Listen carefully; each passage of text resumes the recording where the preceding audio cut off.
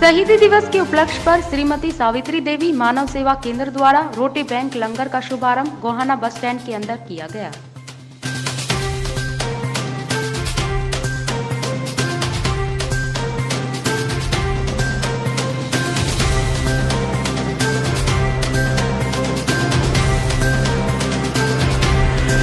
यही कहना चाहूँगा क्योंकि देखिए, जब 23 मार्च को भगत सिंह जी को फांसी दे दी गई थी, राजगुरु सुखदेव जी को, अंग्रेजों का मानना था कि हमने सब समाप्त कर दिया है, हमने भगत सिंह को समाप्त कर दिया है। पर आज जगह जगह आयोजन हो रहे हैं। आज यहाँ पे भी हम जो आए हैं गोहाना में, जो आयोजन भी हो रहा है और एक अच्छे मकसद भी उसके साथ जुड़ा हुआ है, उनके शहीदी दिन के साथ।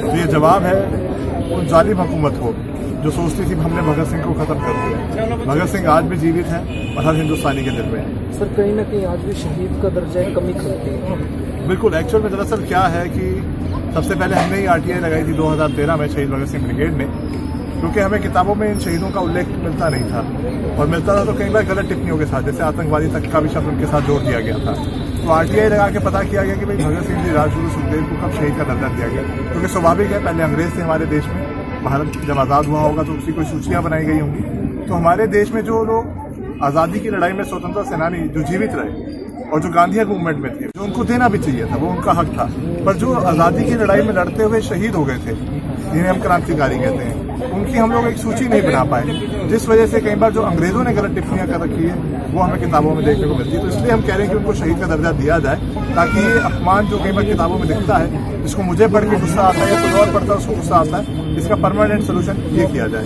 सर, कहीं ना कहीं आपको भी एक आयोग का चेयरमैन बनाया गया है, तो कुछ भागीदारी सुनिश्चित हुई है सरकार, क्या मानते हैं, सार्थक प्रयास?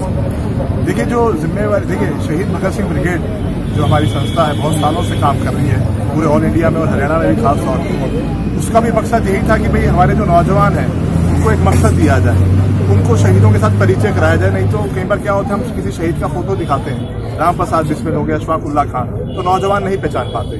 तो हमारा प्रयास तब भी यही था कि नौजवान उनको पहचाने, असली हीरोज को पहचाने और आज़ादी की कीमत को समझे। क्योंकि देखिए, एक समय ऐसा भी था जब हम लोग गुलाम थे, अपनी हक की बात करते थे तो हमें फांसी मिलती थी, गोली। उस समय के नौजवानों ने शहादत देके इतनी कीमती चीज आज़ादी हमें दे दी है, तो उसकी अहमियत को समझाने के लिए, युवा की अपनी जिम्मेवारी तय करने के लिए भगत सिंह ब्रिगेड तब भी प्रयास करी। तो उसी तरह का ये आयोग बनाया गया है, हरियाणा यूथ कमीशन। इसमें भी यही काम है, हमारे यूथ को देश के प्रति प्यार कैसा हो, उसके लिए भविष्य में क्या क्या चीजें अच्छी हैं, चाहे वो उसके रोजगार की तरफ से हो, चाहे वो कल्चरल, अगर कोई कलाकार है उसको क्या मकसद हो सकता है। क्योंकि देखिए, युवा हर कोई है, किसान भी युवा है, कोई कलाकार है वो भी युवा है, कोई मजदूर है वो भी युवा है, कोई पढ़ा लिखा जो सर्विस क्लास में है वो भी युवा है। तो उन सब के लिए क्या अच्छा हम कर सकते हैं, और खास तौर पर मैं युवाओं से यही कहना चाहूंगा, नशों से दूर रहें। हमने यहाँ बस स्टैंड गोहाना के अंदर सज्जन सेवा संघ समिति की शाखा श्रीमती सावित्री देवी मानव सेवा केंद्र गोहाना की स्थापना की है, और आज के हमारे चीफ गेस्ट भगत सिंह, शहीद आजम भगत सिंह के सुपुत्र यादवेंद्र भगत सिंह संधू जी आए थे, जो कि शहीद भगत सिंह ब्रिगेड के राष्ट्रीय अध्यक्ष हैं और हरियाणा युवा आयोग के चेयरमैन हैं। उनके हाथों से यहाँ पर शहीदों को श्रद्धांजलि दी गई है 23 मार्च के दिन, और हमारे लंगर का शुभारंभ उन्हीं के हाथों से हुआ है। इस पावन घड़ी में हमारा एक ही उद्देश्य है कि मानवता की सेवा होनी चाहिए। यहाँ हर रोज शाम को गोहाना बस स्टैंड के अंदर लंगर लगना शुरू हो गया है आज से ही, ताकि कोई भूखा ना सोए। हमारा एक ही नारा है कि कोई भूखा ना सोए। रोटी बैंक शुरू हो चुका है लंगर, और ये सब आदमी इसमें कुछ नहीं कर सकता है, और गुरुओं का आशीर्वाद है ये, जो भारत के अंदर ऊपरले दर्जे के ऋषि मुनि और संत महात्मा महापुरुष और भगत सिंह, राजगुरु सुखदेव जैसे अमर क्रांतिकारी हुए हैं, उन्हीं के आशीर्वाद से आज हम खुली हवा में सांस ले रहे हैं, और उन्हीं के आशीर्वाद से आज हमने ये गोहाना के अंदर शुरुआत की है। तो सभी को शुभकामनाएं हैं। शाम के टाइम आप सभी का स्वागत है लंगर में।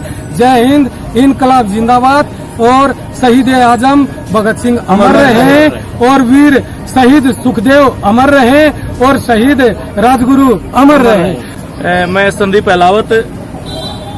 सबसे पहले तो मैं अपनी टीम के साथ राजेश जी की भावना को प्रणाम करता हूँ, नमस्कार करता हूँ कि उन्होंने ये भावना जताई कि भाई एक टीस थी दिल के अंदर कि भाई पेट की जो आग होती है, वो जो भूखा जन सोता है रात को, वही उस चीज को समझ सकते उठी। और इन्होंने हमसे डिस्कस करके सारे हम सहपाठी के साथ में मिलके हमने निष्कर्ष किया कि भाई ये इस तरह की शुरुआत करना चाहते हैं, तो हम तन मन धन से जिसकी भी जो सेवा रहेगी, जितना जो ड्यूटियां लगाई जाएंगी या जिस तरह कोई चाहे धन देने की बात है या कोई और काम देने की बात है, सबके सहयोग से ये हमने जो है ना इसको सुचारू रूप से चलाने का काम किया है।